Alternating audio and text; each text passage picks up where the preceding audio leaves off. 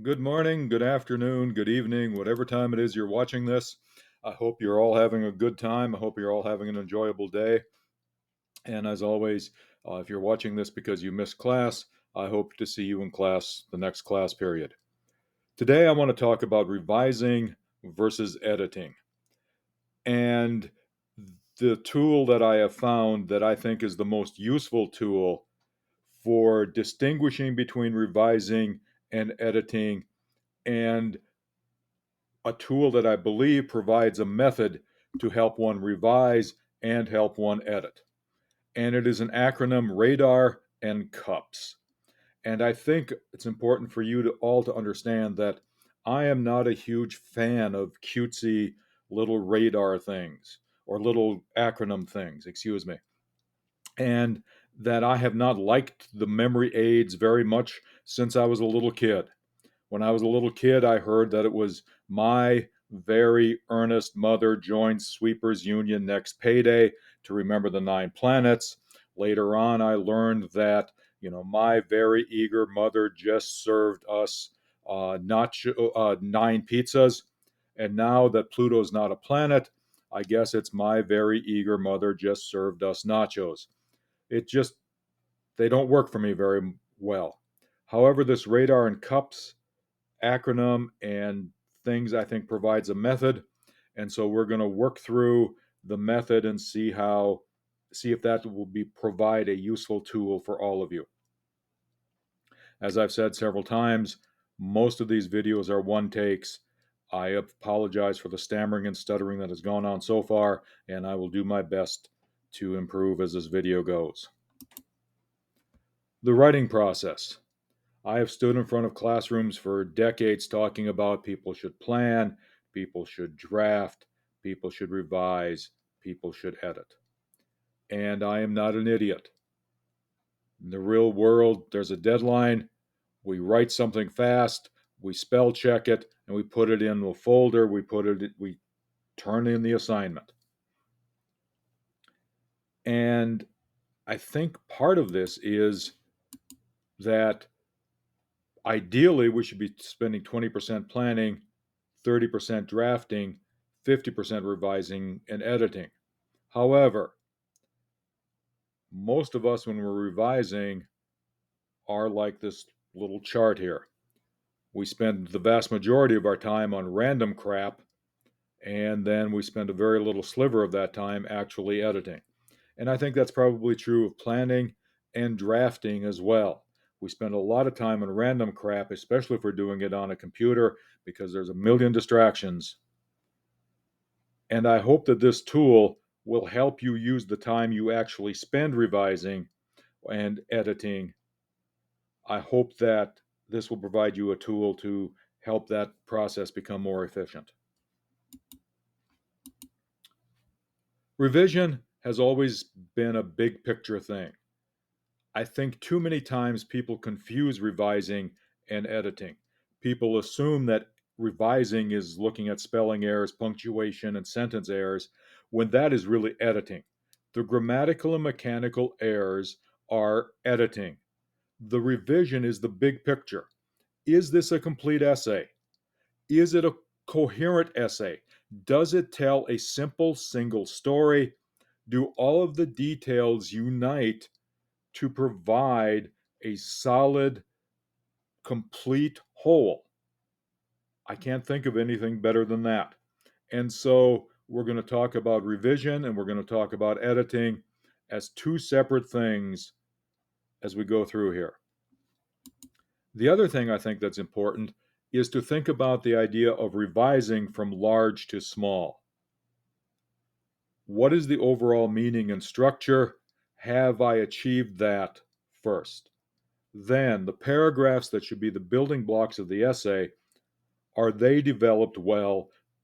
And then finally look down at the sentences and words and look at all the revising that comes from there. This tool, RADaR and CUPS, is adapted from this writing coach, and I think I stole the original chart like this original little tool from a Twitter account a long time ago. This citation is the best I can do to find this thing, but I think it's important to understand what we're going to be talking about here as we go. RADaR is replace, add, delete, and reorder. CUPS is capitalization, usage, punctuation, and spelling. So let's look at revise first. That is the thing that ideally should happen first. And we're going to talk about what should be replaced, what should be added, what should be deleted, and what should be reordered at a lot of different levels. And we're going to start with the overall meaning and structure. Then we're going to go down to the paragraphs. And then we're going to go down to the sentences. And then we're going to go down to the word level. So, on the overall meaning and structure, replace the vague background information or definitions with details or definitions that provide more clarity. Add warrants to link supporting points to the claims being made.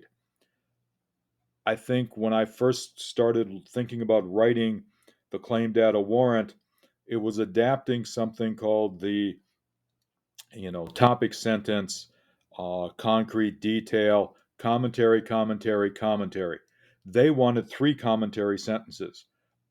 I think that the commentary sentence or the warrant sentence, there's never a spot where there's too many.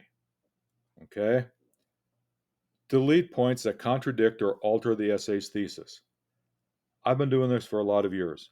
I am an old man, and it strikes me as odd, but it happens at least once or twice during every assignment.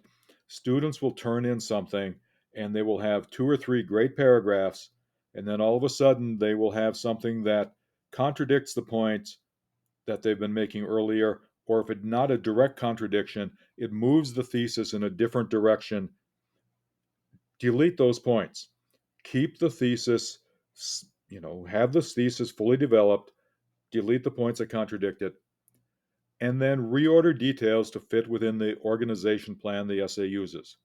For example, if it's a descriptive essay, you might be talking about something from left to right or from top to bottom if you're describing a room like our classroom. In the narrative essay, that will be the next essay we do, you might be talking about the idea of chronological order. First this happened, then this happened, finally something else happened. In the summary response essay that a lot of people will be working on, I think it's important to understand that the might be most important to least important, or you might start with least important to most important. But make sure that the details fit within the plan. All right, you shouldn't jump from most to least to second most to fifth most back to fourth most. Follow the details in an order. On the paragraph level, again, if it's vague, replace it. Think about the transitions between paragraphs. How are you going to help the reader look at the change in focus? How are you going to help the reader follow from the point that paragraph 1 had to the point that paragraph 2 had? And if you're linking paragraph 2 and 3 and 4, how can you best transition to establish that link? Again, delete irrelevant details. Make sure everything supports the paragraph topic sentence. And again, if the essay's thesis has an order, then make sure the paragraphs in the essay follow that order. Reorder the paragraphs, move them around, make sure that the paragraph's order follows the thesis. Sentences. Replace redundant points with original ideas. Make sure that your sentences have various lengths. I know on some of the daily writings, I've always commented on the idea of that don't string too many simple sentences together. Remember that sometimes a short, simple sentence adds emphasis, but sometimes too many simple sentences defeat the purpose. So have some compound sentences where you combine ideas of similar phrases. Have a complex sentence where you take a less important point and put it in a subordinate clause, and the main point goes in the independent main clause.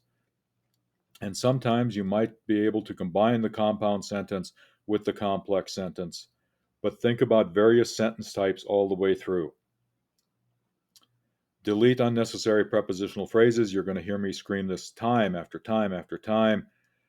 And clauses that begin with which or that, sometimes you can at least get rid of the word which or the word that. And reorder the words within sentences to provide some sentence variety and emphasize the main thought. A lot of times, reordering the words will allow you to get rid of things like there is, there was, those kinds of phrases that also seldom provide meaning, seldom provide context for the sentence, and should just be deleted. Replace abstract words with concrete words. Always think about, is this the most concrete term? Add concrete nouns and action verbs. For example, he ran could be James sprinted. Delete unnecessary adjectives and adverbs. Again, using the word he ran fast, sprinted. He ran slowly, jogged. Think about ways that you can get rid of the adjectives and adverbs with a concrete noun, with an action verb. And as much as possible, try to write an active voice. It is not Collis was tired. Okay, that's a bad example. Let me go back and try to pick one up. Okay, the student was defenestrated by the teacher. That's passive. The teacher defenestrated the student. Have the subject of the sentence do the action. As I said, these are one take options, and I apologize for that bad example. But think again about the idea of making the subject do the action. Don't have the subject be a passive receiver of the action. Have the subject of the sentence perform the action.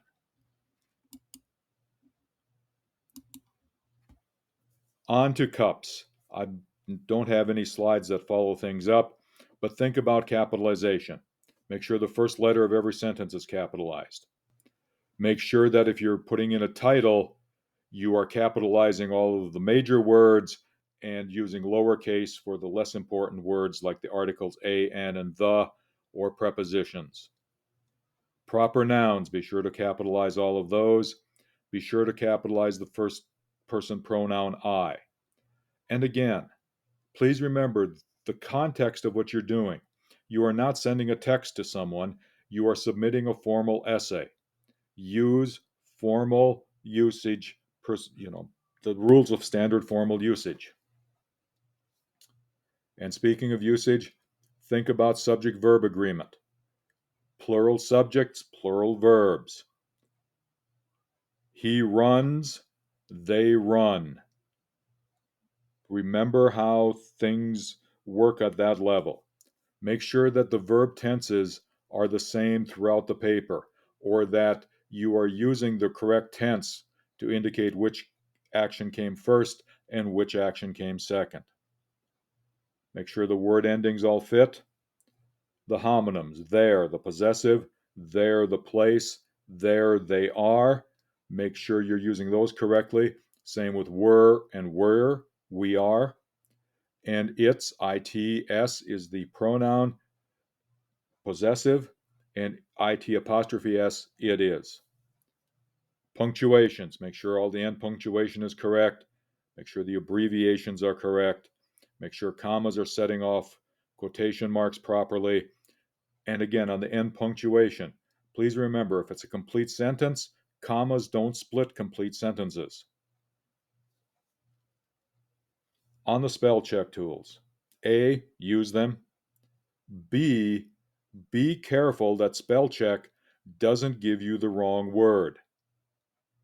Be careful that spell check doesn't give you the wrong word. I can't stress that enough.